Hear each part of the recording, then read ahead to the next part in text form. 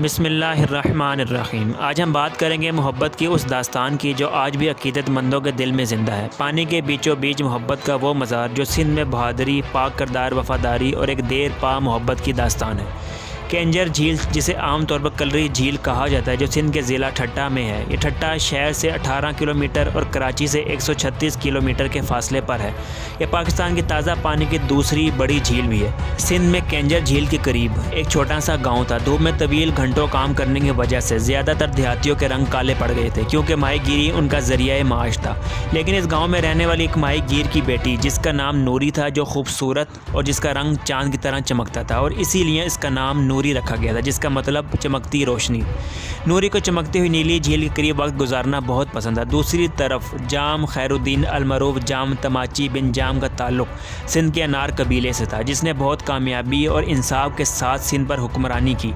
بادشاہ کو شکار کرنے کا بہت شوق تھا اور گاؤں کے آس پاس جنگل کا ایک بہترین شکار کا مقام تھا۔ ایسے ہی شکار پر جانے پر وہ تھک گیا اور گاؤں میں آرام کرنے کا فیصلہ کیا۔ بادشاہ کی آمد کی اطلاع ملتے ہی پورے گاؤں نے تیاری شروع کر دی۔ وہاں نوری بھی بادشاہ کو دیکھنے کے لیے بہت بے چین تھی، کیونکہ اس نے پہلے کبھی کسی بڑے آدمی یا بادشاہ کو نہیں دیکھا تھا اور سنا تھا کہ وہ سونے میں ملبوس ہیں، جو ان گنت زیورات سے آراستہ ہیں۔ بادشاہ جھیل کے کنارے آیا اور جیسے ہی اس نے اور نوری نے ایک دوسرے کی طرف دیکھا، یہ محبت کا آغاز تھا۔ دونوں کو پیار ہو گیا۔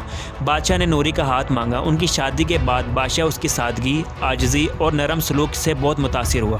وہ کچھ دن گاؤں میں ہی رہے، لیکن پھر بادشاہ محل میں واپس جانا چاہتا تھا۔ نوری کو جانے سے بہت دکھ ہوا، لہٰذا بادشاہ نے نوری سے وعدہ کیا، جو اب نوری جام تماچی بن چکی تھی، وہ وقتاً فوقتاً گاؤں آ سکتی ہے۔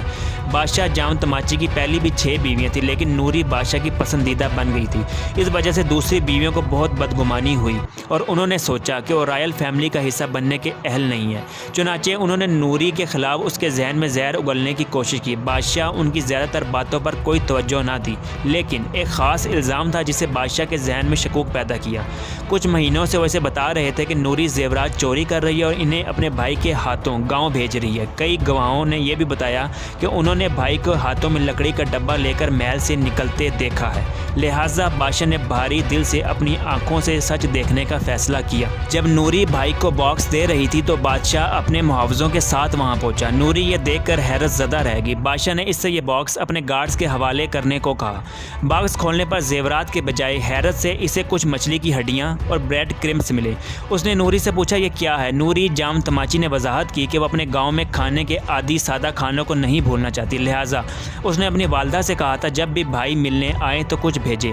اس نے اس لیے نہیں بتایا، اس کی وجہ یہ تھی کہ وہ اپنی تمام آسائشوں پر ناشکری محسوس کرنا نہیں چاہتی تھی۔ بادشاہ جام تماچی کو اس کی طرف دل کی گہرائیوں سے پیار محسوس ہوا اور پھر کبھی اس نے دوسری بیویوں کے بیانات پر غور نہیں کیا۔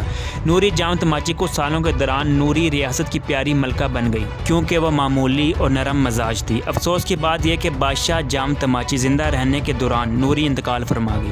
اس نے اپنی پیاری بیوی کے لیے کینجر جھیل کے وسط میں ایک سفید قبر بنائی، جہاں ان کی پہلی ملاقات ہوئی تھی۔